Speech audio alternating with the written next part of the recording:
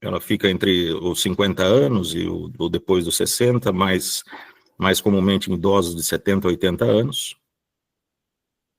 E uma coisa que eu acho importante a equipe saber, e que os leigos, né, vendo uma pessoa que não consegue falar e que não consegue se mexer, tem a sensação que ela não consegue pensar.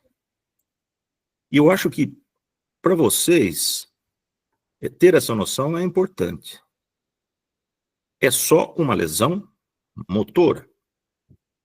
Ou seja, a consciência, a orientação e tudo o que cerca, a pessoa tem noção de tudo. Ela não tem alteração mental. Então, muitas vezes, eu até comentei com a Lina, a gente vê no consultório o paciente com esclerose lateral amiotrófica esperando e o paciente do lado tentando gritar com ele, porque ele não responde, acha que ele é surdo ou acha que ele não entende, né? Então, esta noção, para quem é da equipe de vocês, da parte técnica e tal, isso é importante saber isso. Ele não tem retardo mental, ele não tem alteração mental, ele tem alteração motor. Ô, Helder, desculpa te interromper, mas eu Pode acho isso... interromper quando quiser.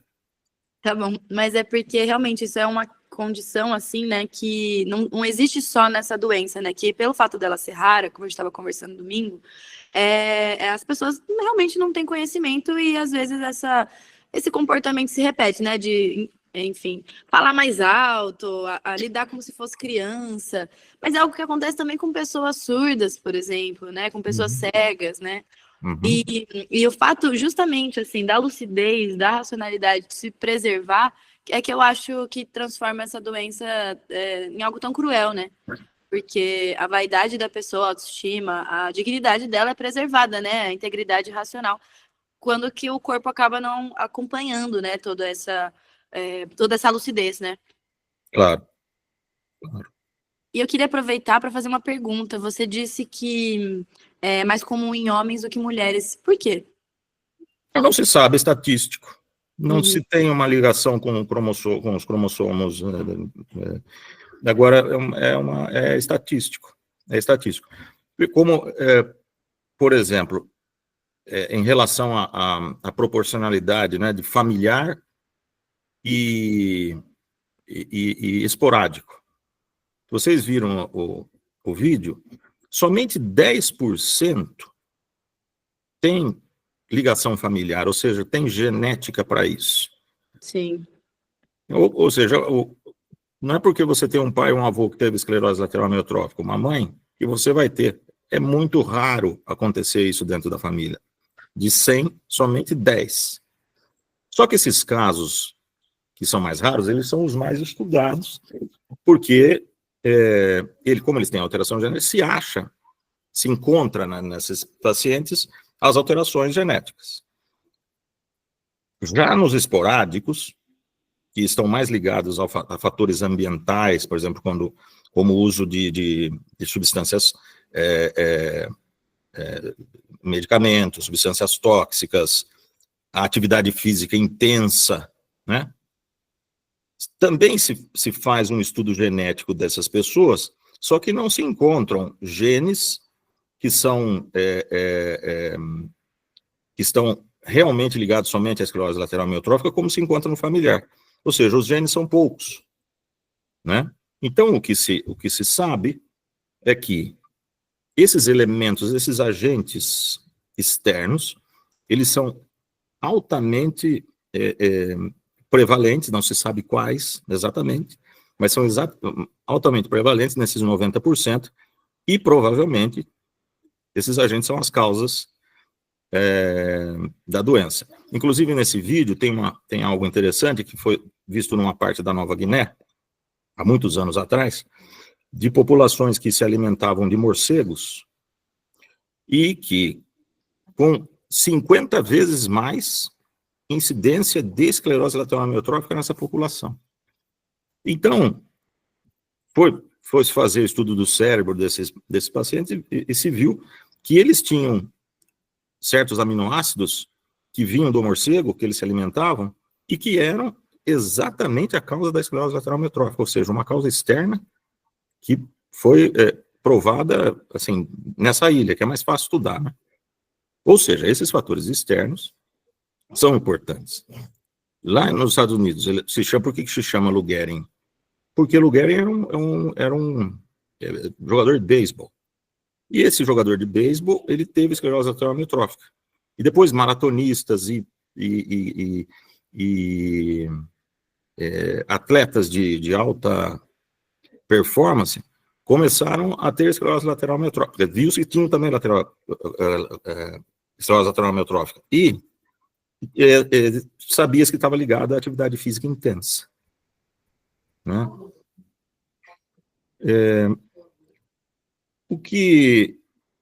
A parte clínica, que eu acho que, retratando aí o personagem, o que esses pacientes têm, né?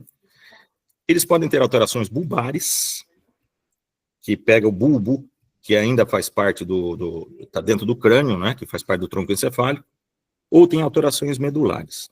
Quando tem alterações bulbares, o que esses pacientes têm?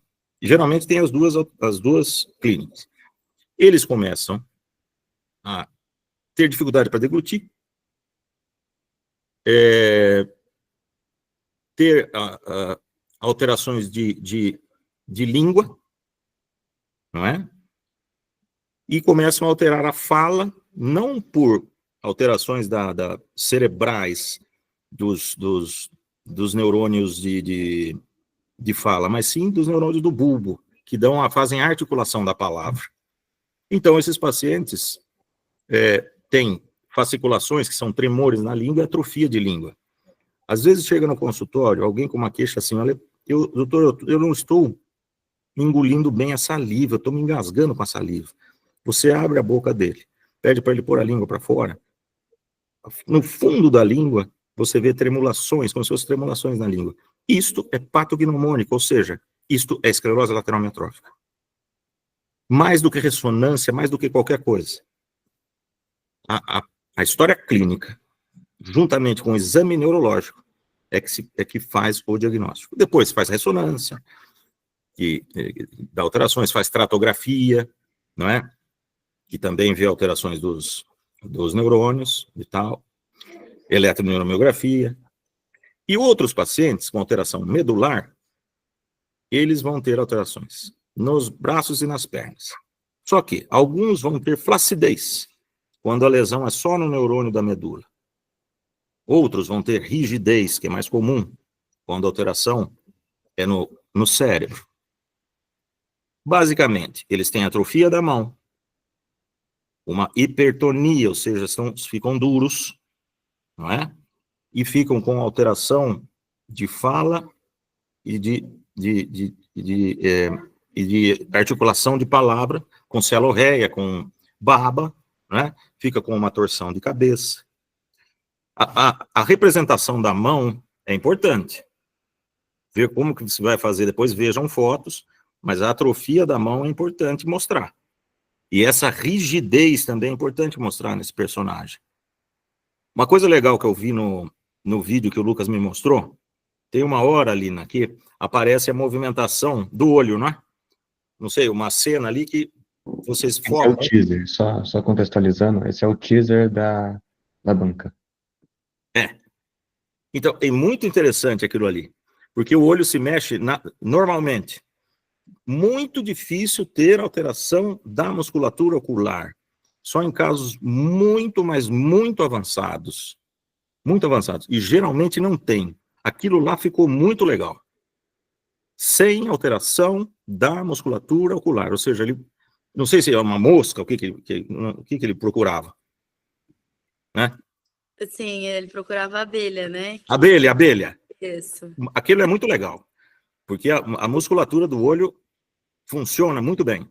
Tanto que os pacientes utilizam do computador para falar, mexendo os olhos e escrevendo.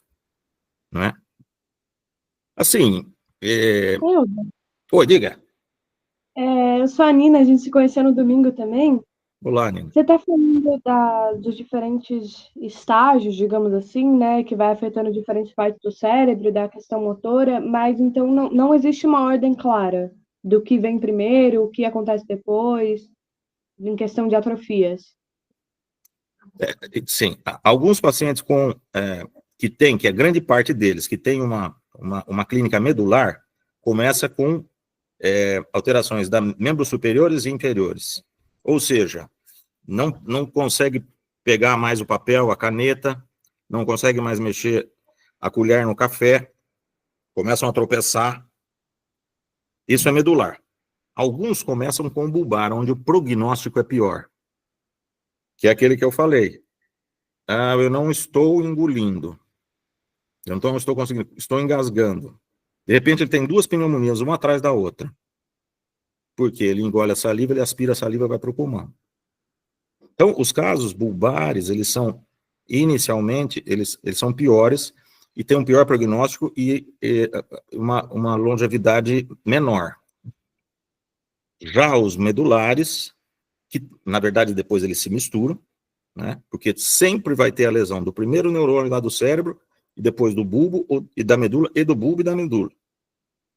Não sei se eu respondi.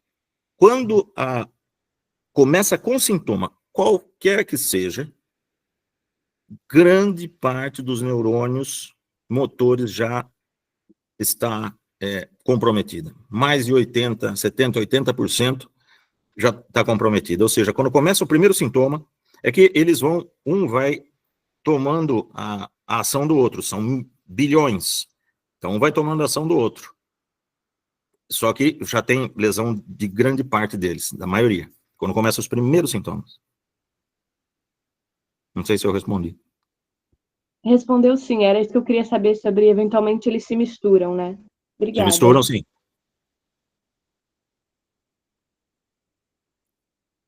Querem fazer alguma pergunta? Welder, eu quero fazer uma. E quanto tempo, em média, para quem não assistiu o vídeo, leva do diagnóstico até a progressão da doença e ela se manifestar de forma mais intensa, digamos assim? Quanto mais precoce o diagnóstico, melhor o resultado em termos de longevidade, né? Esses pacientes, geralmente, eles duram entre 3 a 5 anos. Se o diagnóstico é feito mais precocemente, já começam com fisioterapia, fono, com melhoria da tonicidade muscular, e eles vivem melhor. Vivendo melhor e tendo déficits mais posteriormente, eles têm um prognóstico melhor. Então, o diagnóstico, no início, isso aí que eu acho que é legal o que vocês estão fazendo. Porque se vocês ganharem o Oscar com isso aí, todo mundo vai saber o que é esclerose lateral amiotrófica. Isso passar para os outros, que ninguém pensa nisso. Ninguém pensa nisso. Você está falando com um especialista e vocês estão estudando e fazendo um filme sobre isso, mas ninguém pensa nisso.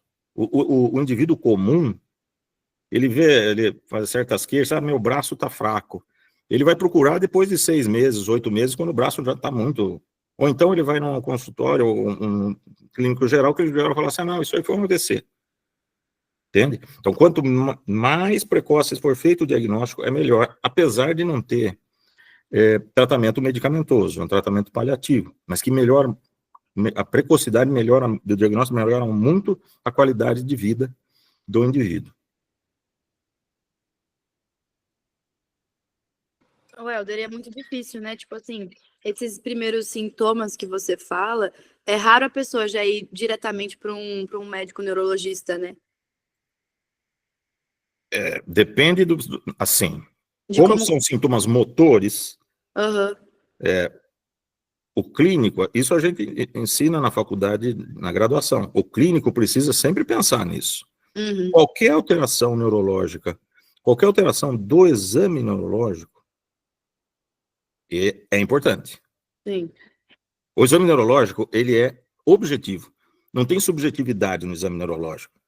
Ele é objetivo como, não diria como matemática, mas como, sim, você faz o exame neurológico e você percebe que tem alguma alteração, mesmo que ela seja mínima.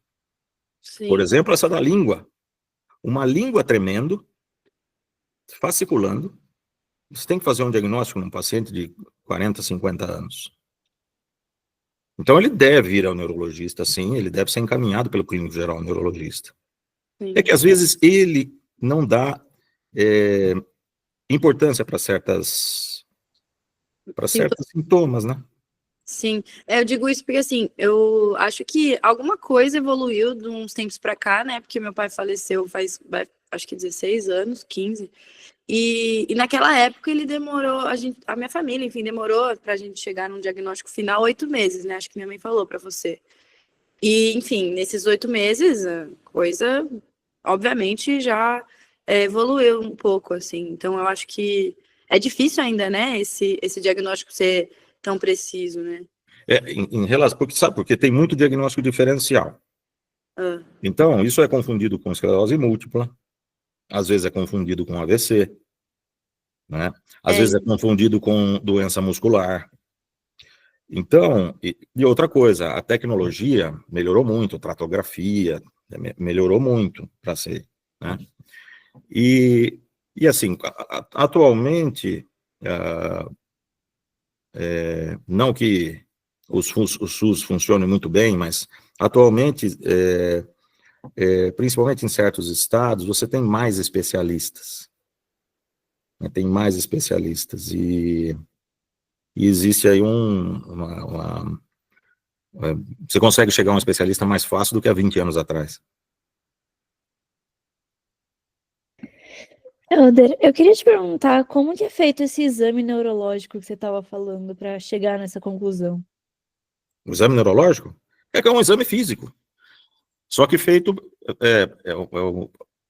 quando a gente faz o exame no paciente, a primeira coisa é a anamnese. A anamnese é a história dele, né? Que é importantíssima. Então, faz parte do exame clínico. Então, você examina o pulmão, examina o coração, examina os membros, examina o abdômen, e depois tem o exame neurológico. E esse exame neurológico, você vê toda a parte de motricidade, de equilíbrio, de sensibilidade, da motricidade dos nervos cranianos, de alterações de tonicidade. Ela é um exame completo, clínico. Certo? É o exame que vocês já viram com aquele martelinho, ver reflexo, esse faz parte do exame neurológico.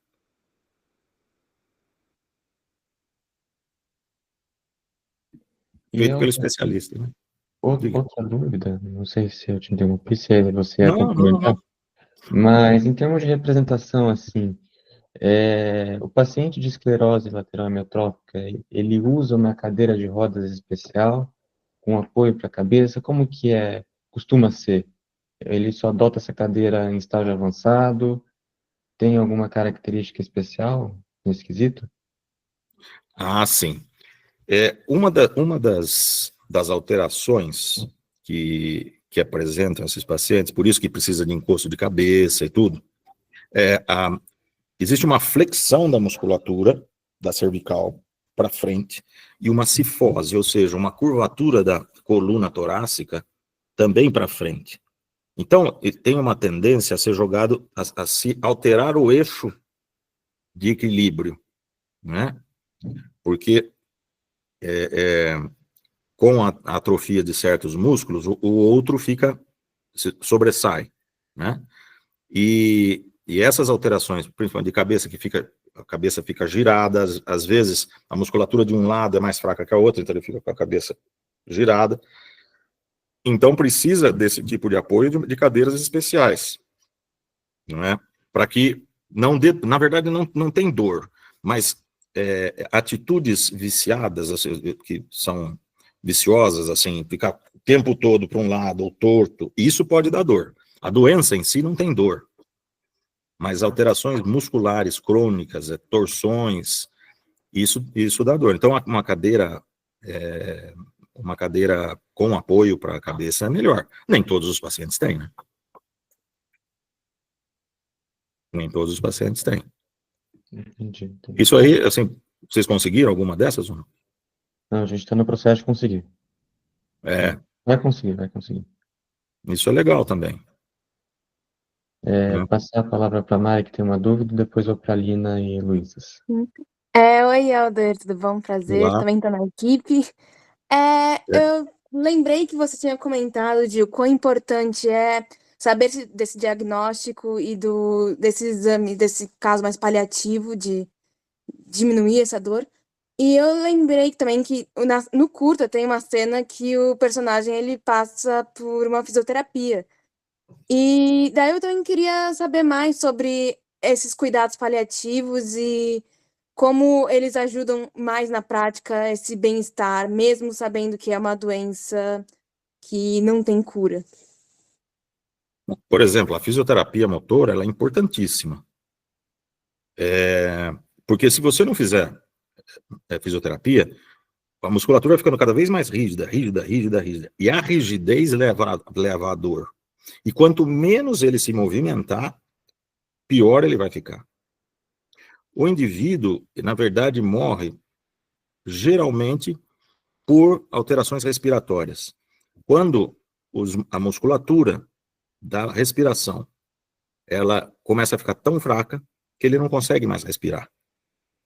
E daí vem alterações pulmonares, com infecções subsequentes e tal. E esses pacientes morrem por alterações respiratórias. Fono é importante, porque fazer exercícios de deglutição,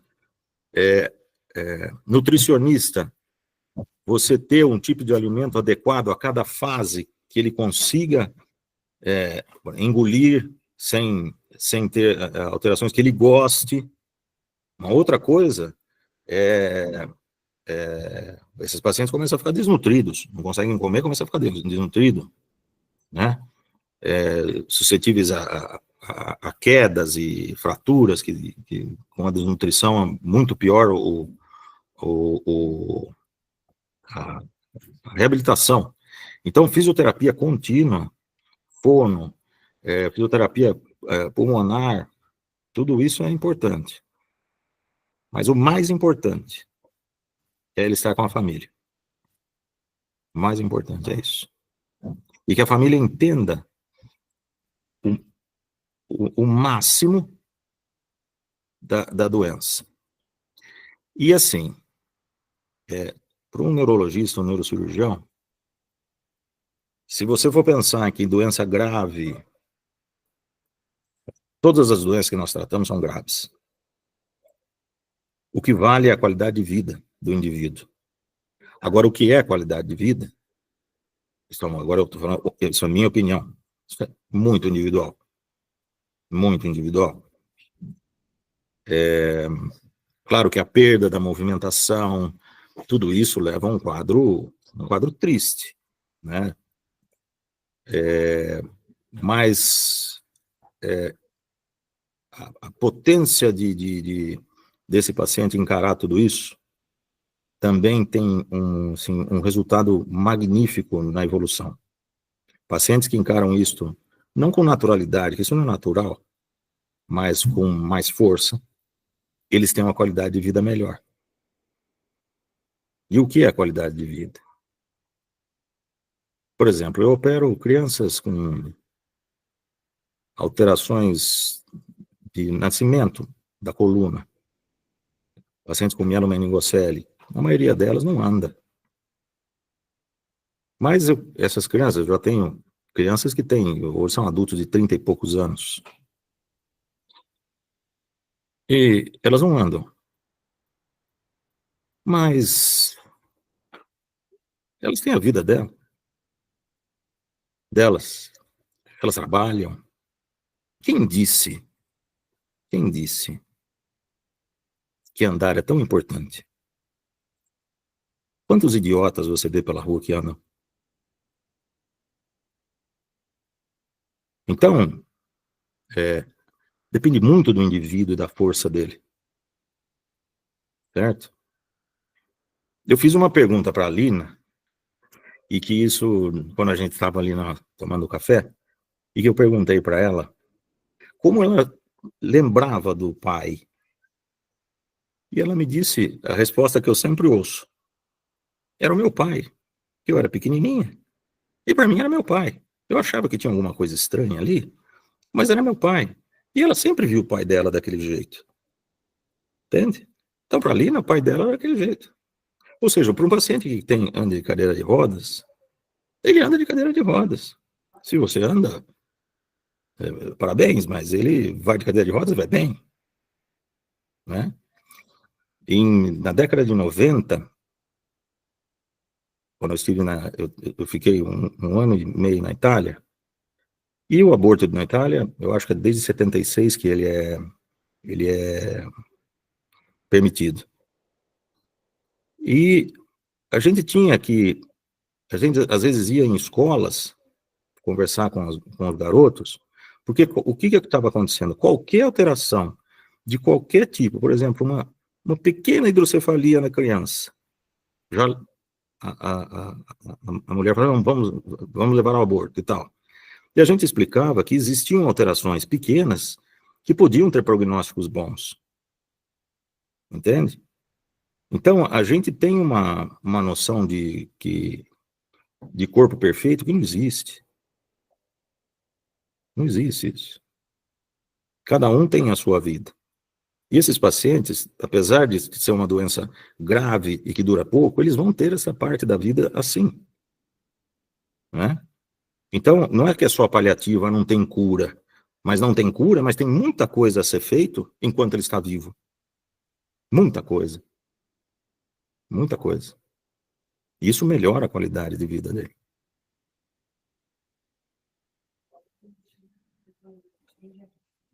Muito bom, Helder. Lina, você está com mão levantada? Tem questão aí? Não, eu fiquei super envolvida agora com essa parte, eu confesso que eu até esqueci. Lembrei. Primeiro, Helder, essa pergunta, assim, é muito recorrente, assim, né, de como eu lembro. Primeiro, as pessoas sempre me perguntam se eu lembro do meu pai, né, isso é sempre engraçado. E, claro que eu lembro, né, não da forma como eu gostaria, a gente também conversou sobre isso, né, porque eu era muito pequena, mas eu lembro, sim, e é isso que você falou exatamente, assim, eu sabia que tinha alguma coisa, assim, acontecendo, eu também já tinha um senso de comparação, assim, com as outras pessoas, com os outros pais, né, então.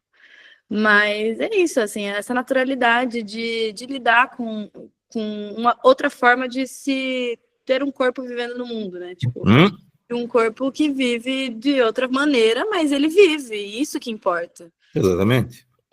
É muito importante, assim, eu acho que no filme eu tentei tocar um pouco nesse lugar da beleza da inocência, do olhar infantil, né, para essa coisa, porque esses filtros, esse preconceito, esse julgamento vem depois que a gente cresce só, né, e com sorte ele vem um pouco menos intenso, né. Então, é muito sobre isso, assim, justamente o que você falou, de que andar talvez seja, assim, como fala, super estimado, sabe, às vezes, assim. Então, importa a integridade da pessoa, a dignidade, e até fazendo um gancho com o que você falou anteriormente sobre isso, né, da qualidade de vida, é algo que também o meu pai, ele sempre deixou muito claro para minha mãe, assim, que ele fazia muita questão de sentir que a dignidade dele continuaria preservada de alguma forma, né, então, ele não queria ter uma sobrevida, nunca quis, e também a gente sabia que o limite dele era a tráqueo, né, ter aparelho para respirar e tal, e que aí era o limite que ele tinha concordado e conversado com a minha mãe que ele lutaria até esse momento, né? E, enfim, depois desse grande parênteses, a minha pergunta era que eu lembro de você comentar com a minha mãe que estudou muito, né, a doença na época e até hoje lê sobre, que tem um exame que é o definitivo que faz com que você diagnostique ela, né? E eu queria entender qual é. Ela falou um nome super específico lá para você concordou, e que exame é esse? Não, na verdade, é um conjunto de exames. Talvez ela tenha falado da tratografia. Acho que foi. Mas, exatamente. Mas a tratografia, nem todos os pacientes vão ter alterações muito claras na tratografia. Na verdade, o diagnóstico é o conjunto do exame clínico com a eletromiografia, com a ressonância. Na verdade, a ressonância descarta outras coisas, e a tratografia atualmente, junto com a eletromiografia. O diagnóstico hoje é muito mais fácil de ser feito, realmente. Que bom. Muito mais fácil de ser feito. Mas Pelo menos isso, né? Depois de tanto tempo. Mas não é só a tecnologia, mas principalmente o paciente ter acesso a uma boa medicina, a bons clínicos gerais. Estes são aqueles que vão fazer o diagnóstico inicial. Uhum. Porque no Sim. nosso meio, você vai no neurologista, ele faz o diagnóstico. No nosso meio, eu estou dizendo aqui nós. Mas nos pacientes, nas populações mais carentes e tal, né, que não têm acesso a especialistas, o clínico geral precisa pensar nisso. E é este o profissional que faz o diagnóstico. Este é o profissional que faz o diagnóstico. Se ele não pensar, ele não faz. Se ele não tiver... se não for um profissional que tenha contato com essas coisas, ou não pense nisso. Por isso que nós precisamos ter bons clínicos. Porque ele pensa, ele manda para o neurologista na hora. Entende? Sim. Né? E a parte da fisioterapia está muito mais adiantada, a parte da fono, né? Essa coisa de se comunicar por computador, isso é magnífico. Magnífico. Imagina isso há 25 anos atrás, 20 anos atrás. O paciente consegue, através de movimentos oculares, escrever. Né? Então, é claro que chega a um certo ponto de insuficiência respiratória grave, que é um sofrimento muito grande, né? Mas isso é muito individual. Se você perguntar para mim o que eu acho, se eu sentir um sabor de um iogurte de morango na boca, para mim tá bom. Isso é muito individual. Muito individual. Eu sempre digo isso. Muito individual. Tem muitos colegas meus que, claro, pensam de maneira muito diferente. Né? O seu pai pensava diferente, agora parar de respirar. Né? Mas eu acho a vida muito bonita. Mesmo um iogurte de morango. Então, depende, viu? Depende muito. Camarada Helder, você é fantástico, sabia? A sua Eu imagino. informação é... Não, diga. Vou abrir a roda para uma última rodada de perguntas, se alguém tiver. Quem quiser levantar a mão aí, agora é a chance. Tudo bem. Dou-lhe uma. Eu quero só falar uma coisinha também. Vale. Que você comentou ainda falando sobre corpo, né, e sobre essa expectativa do corpo, assim, e eu acho que por ter contato com essa forma tão diferente de ter um corpo no mundo, desde criança, eu acabei relacionando muito essa relação, assim, de, tipo, expectativa mesmo, com o balé, né, que é algo que tem no filme, né. Eu acho que o Coca te enviou o roteiro e tal, Sim, né? sim. Então, eu acho que é um paralelo até interessante, assim, porque quando você falou da restrição, né, dessa sensação, né, que é a consequência da doença, querendo ou não, a gente acaba se colocando sem precisar, assim, em situações cotidianas, enfim, que eram para ser boas, que no final das contas elas acabam derivando desses mesmos sentimentos de enclausuramento, né? Sem sentido algum. O balé é uma delas, né? Então, eu pessoalmente na minha vida sempre senti isso, demorei para entender que é uma coisa relacionada à outra. Então, isso tem, eu acho que no filme por conta disso, assim, sabe? É muito louco essa nossa relação com o corpo, assim, e com o desconforto dentro dele, sabe? Porque é algo que a gente, às vezes, acaba, como eu disse, se fazendo sentir sem nenhuma necessidade. E uma pessoa que, por exemplo, tem ela, não tem essa escolha, né? E, enfim, é muito ruim a gente poder escolher sentir isso, né? E a imposição, né, do corpo perfeito na sociedade é um negócio, né, que me dá tédio, né? E assim, é tudo feito para tudo muito bonito e vamos dominar a morte, né? Não vamos Sim. morrer nunca, né? Então pensar assim, e essa sensação de não finitude é muito complicada, porque depois de uma certa idade, depois dos 50 anos, você tem a sensação de finitude. E combater a sensação de finitude é,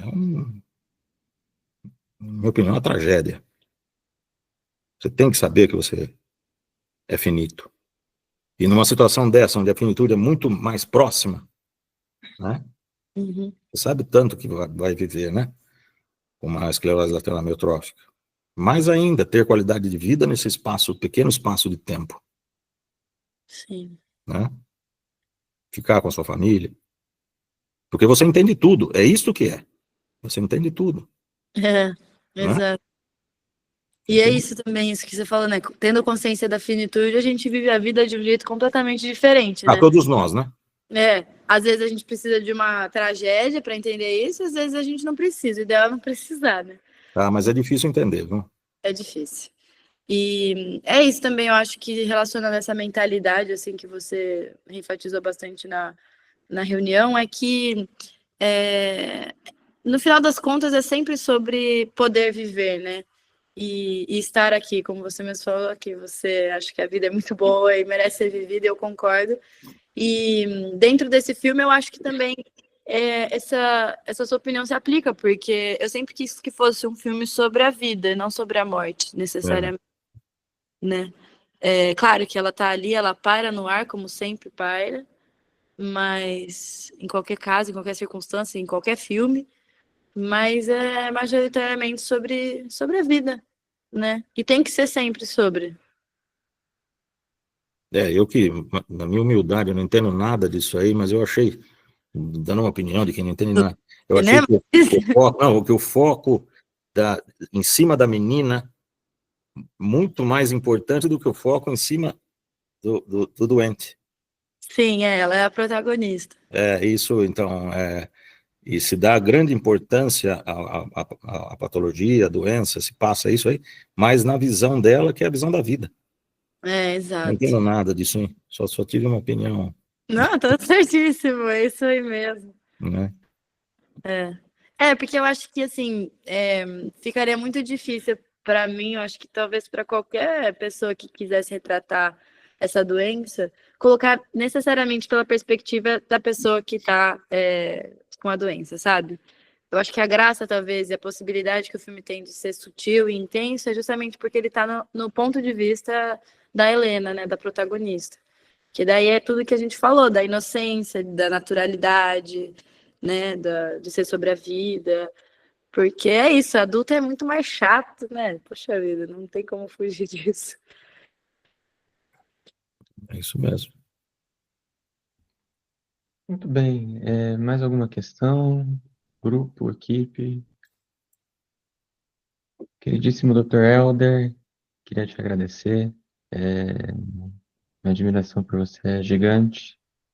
E essa reunião foi ótima. Acho que foi muito importante entender que esse personagem que está em estágio avançado da doença tem também toda uma questão que cerceia, né? Que tem que ser trabalhado com cuidado e sensibilidade, né? Então, essa era a ideia de ter a equipe aqui, de transmitir um pouco sobre como essa pessoa se porta no mundo, né? Continua com consciência, continua lúcida, mas tem uma rigidez ali que deve ser trabalhada, né? Queria te agradecer em nome de toda a equipe e conto com você para ser o ator do médico.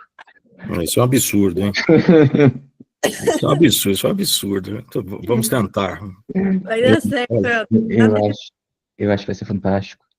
E a gente vai falando. Eu passo a bola para você para fazer qualquer coisa que você quiser falar e a gente faz o encerramento.